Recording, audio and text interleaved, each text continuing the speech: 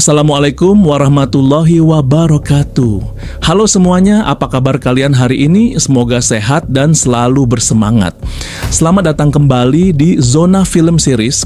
Kali ini kita akan menyelami kelanjutan perjalanan penuh kriminal dalam serial El Chapo episode 5. Di episode sebelumnya kita menyaksikan dua peristiwa besar yang mengguncang fondasi kekuasaan.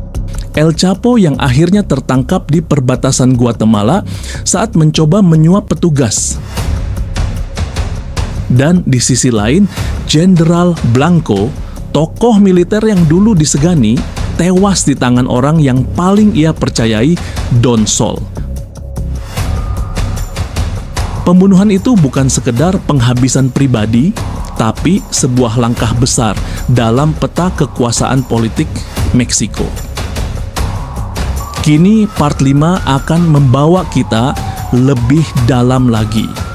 Di balik jeruji penjara, El Chapo tak tinggal diam. Dan di luar sana, Don Sol mulai memegang kendali penuh atas kekuasaan yang pernah ia tunggu begitu lama. Bersiaplah karena babak baru telah dimulai. Peringatan. Tidak lupa saya selalu mengingatkan bahwa konten ini mengandung spoiler dari serial El Chapo. Jika kamu belum menontonnya dan tidak ingin mengetahui detail alur cerita, saya sarankan untuk menunda menonton video ini. Namun, jika kamu telah menonton dan masih belum paham dengan alur ceritanya, mari kita mulai pembahasannya.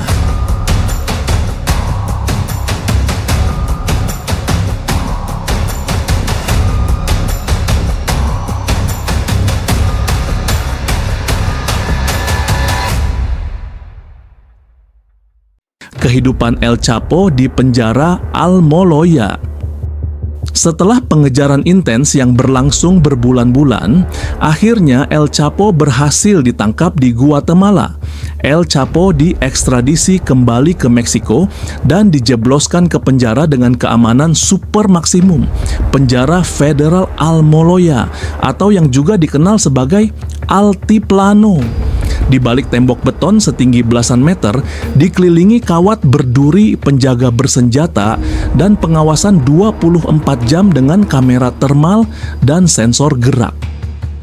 Namun bagi El Chapo ini bukan akhir, melainkan panggung baru untuk mempertontonkan sejauh mana pengaruh seorang raja narkoba bisa menembus bahkan dinding penjara paling kokoh sekalipun. Begitu tiba, El Chapo diperlakukan bukan sebagai tahanan biasa, tapi sebagai simbol kejatuhan kekuasaan kartel. Ia dipisahkan dari narapidana lain, ditempatkan di sel kecil yang selalu diawasi kamera, dan setiap aktivitasnya dari makan, mandi, hingga tidur dijadwalkan dengan ketat tanpa ruang negosiasi. El Chapo yang selama ini hidup dalam kemewahan dan kuasa tak terbatas, mencoba jalan yang selalu berhasil sebelumnya, uang. Ia mencoba menyuap sipir, mengiming-imingi dokter penjara dengan jumlah besar, bahkan berusaha menjalin kontak dengan petugas pengawas. Tapi di Almoloya, semuanya berbeda. Setiap pendekatan dibalas dingin. Setiap kode yang ia kirimkan berujung pada pelanggaran disiplin. Dan ketika upaya manipulasi itu terbongkar, hukuman yang diterimanya tak main-main. Ia dipindahkan ke ruang isolasi sempit, tanpa jendela, tanpa sinyal suara, hanya dinding tebal dan kebisingan sirene yang menyesakkan.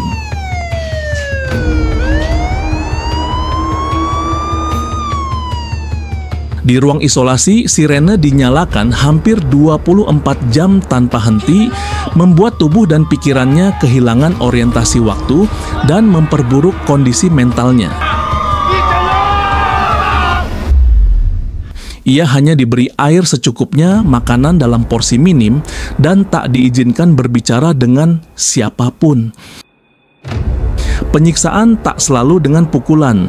Terkadang yang paling menyakitkan adalah saat manusia dilucuti dari semua kontrol atas hidupnya, dan itu yang kini dialami El Chapo.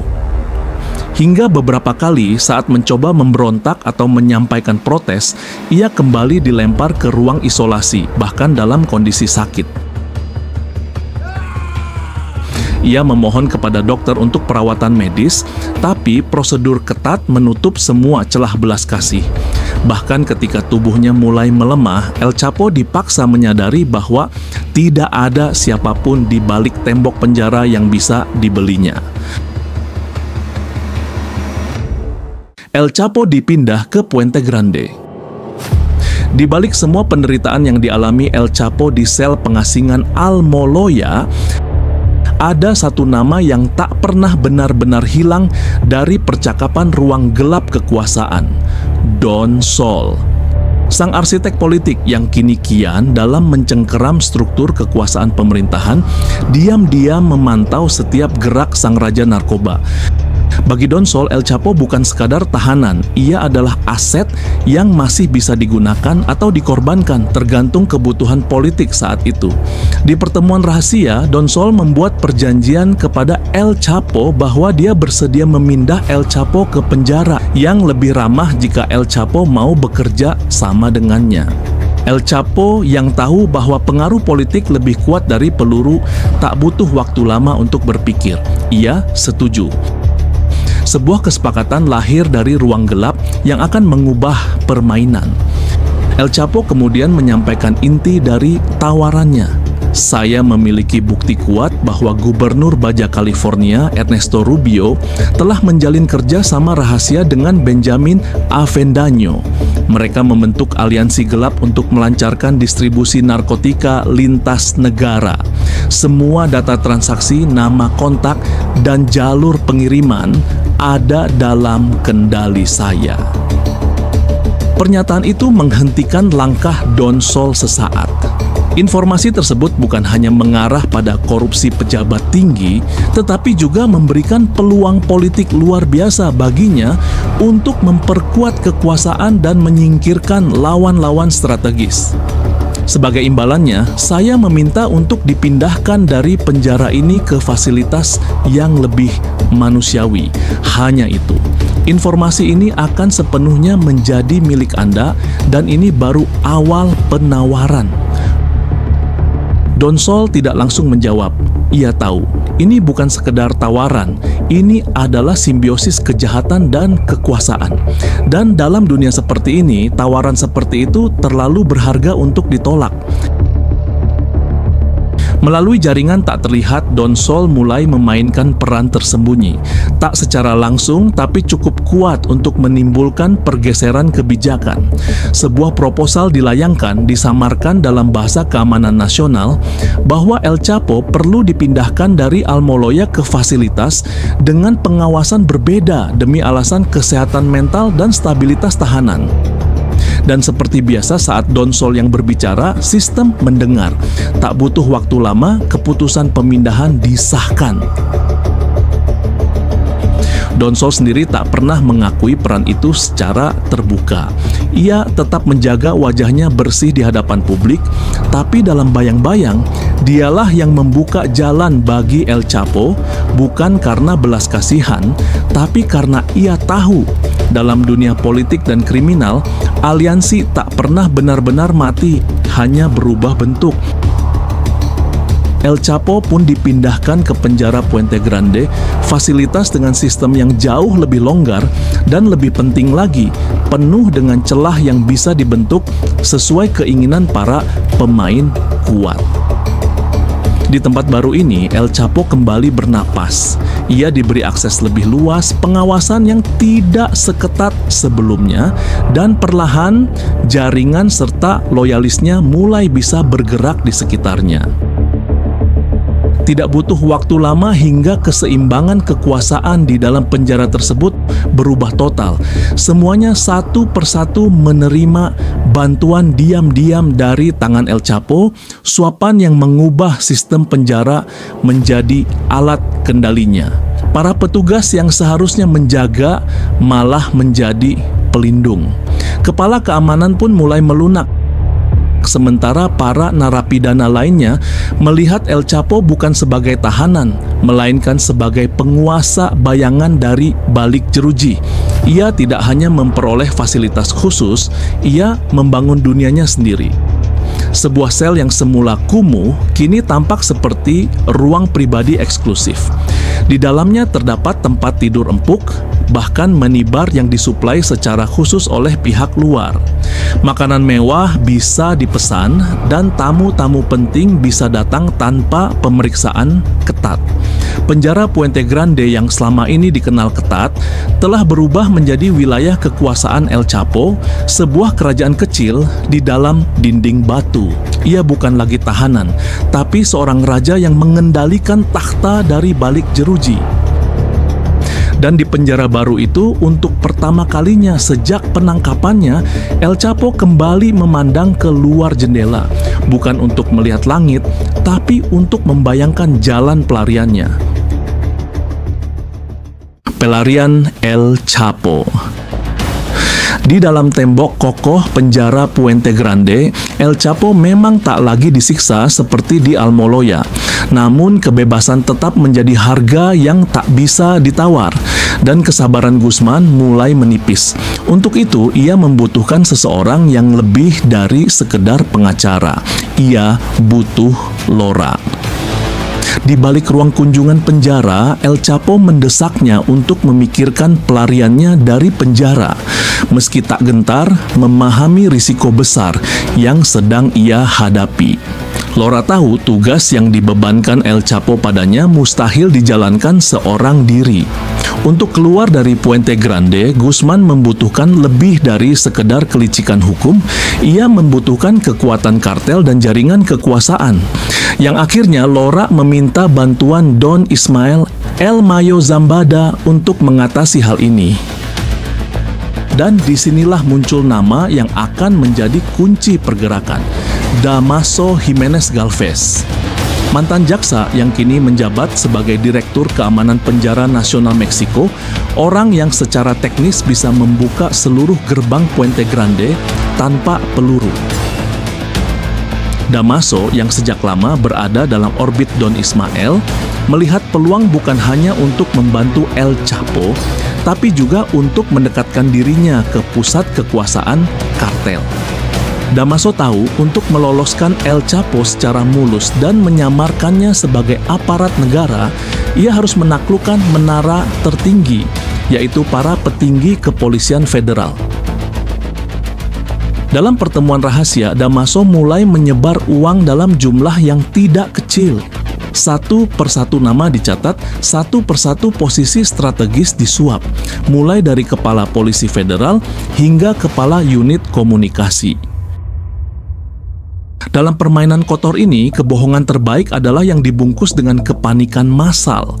Damaso, sang arsitek pelarian, tahu bahwa pelarian besar membutuhkan kamuflase besar, dan ia pun mengatur semuanya, sebuah operasi pengalihan berskala penuh, seolah-olah El Chapo masih di dalam penjara sedang dicari. Pada hari yang telah ditentukan, Damaso menghubungi jaringan internalnya di Kepolisian Federal. Ia menyebarkan kabar bahwa El Chapo Guzman telah melarikan diri melalui sistem ventilasi penjara. Sebuah skenario klise, namun cukup untuk mengobarkan kepanikan. Polisi federal berdatangan dan di dalam seluruh blok penjara dipenuhi suara sepatu bot, teriakan perintah, dan alarm darurat. Namun tak satu pun dari mereka tahu bahwa El Chapo sudah tidak lagi menjadi tahanan. Di tengah kekacauan itu, ia menjadi salah satu dari mereka.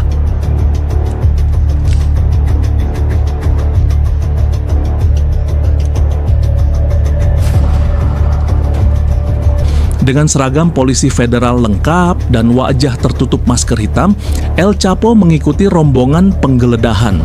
Ia pura-pura memeriksa ruangan, bahkan menyelinap ke dalam konvoi polisi yang keluar dari penjara tanpa seorang pun menyadarinya. Dalam hitungan jam, El Chapo benar-benar menghilang, bukan melalui tembok, bukan melalui terowongan, tapi melalui pintu depan, diiringi oleh iring-iringan aparat negara yang mengantarnya ke luar. El Chapo Guzman telah kembali, bukan sebagai pelarian, tapi sebagai simbol hidup dari sistem yang telah ia taklukkan. Di malam yang sunyi di pegunungan Sinaloa, El Chapo pulang ke kampungnya dijaga ketat oleh pasukan bersenjata. Ini bukan malam biasa. Malam itu untuk pertama kalinya setelah bertahun-tahun, sang legenda kembali dan dunia bawah pun bersiap merayakan. El Chapo datang disambut Don Ismael El Mayo Zambada, mentor sekaligus mitra lamanya dalam menguasai perdagangan narkoba lintas negara. Para kaki tangan El Chapo, pengawal lama dan petinggi wilayah berdiri hormat menanti ucapan dari pria yang baru saja mempermalukan seluruh sistem peradilan Meksiko. Kabar pelarian Joaquin El Chapo dari penjara Puente Grande bukan sekedar insiden kriminal. Ia meledak seperti bom di ruang-ruang kabinet pemerintahan Meksiko, menampar wajah setiap pejabat yang pernah bersumpah bahwa sang raja kartel sudah tidak berdaya. Dalam hitungan jam, istana kepresidenan dihujani panggilan dari luar negeri, dan di atas segalanya, satu nama yang paling vokal, DEA atau Drug Enforcement Administration. DEA adalah Badan Penegakan Hukum Federal Amerika Serikat di bawah Departemen Kehakiman Amerika yang bertugas memerangi perdagangan gelap dan distribusi narkoba di Amerika. DEA bertanggung jawab untuk mengkoordinasikan dan melakukan investigasi serius narkoba di Amerika, baik di dalam negeri maupun internasional. Di layar-layar televisi dan forum internasional, para juru bicara pemerintahan Meksiko dipaksa berdalih, mencoba mempertahankan martabat yang tersisa. Namun rakyat tidak percaya dan para sekutu di Amerika menuntut lebih dari sekadar janji. DEA mengirim tim pengintai ke wilayah perbatasan, memperketat pengawasan udara dan intelijen. Mereka tahu El Chapo akan kembali membangun jaringan dan mereka ingin memotongnya sebelum kekuasaan itu kembali mengakar. Sementara itu, pemerintah Meksiko terjepit di antara rasa malu, tekanan diplomatik, dan kebangkitan kekuatan kartel. Sebagian mulai berbisik, apakah El Chapo terlalu besar untuk dikurung? Apakah ia telah menjadi kekuatan yang bahkan negara pun tak sanggup mengendalikan?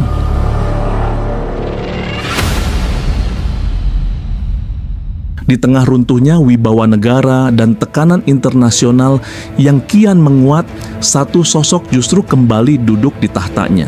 Lebih kuat, lebih cerdas, dan lebih berbahaya dari sebelumnya. El Chapo tak hanya kabur dari penjara, ia kembali menantang dunia. Namun ini belum berakhir. Masih banyak bab yang belum terbuka tentang pengkhianatan, aliansi gelap, dan pertempuran berdarah demi mempertahankan kekuasaan. Jangan lewatkan kelanjutannya di episode berikutnya. Klik subscribe, aktifkan lonceng notifikasi, dan bantu channel ini tumbuh dengan like dan komentarmu. Karena setiap dukungan dari kalian adalah bahan bakar untuk terus menyajikan kisah epik ini. Terima kasih telah menonton. Sampai jumpa di episode selanjutnya bersama Zona Film Series. Saya akhiri. Wassalamualaikum warahmatullahi wabarakatuh.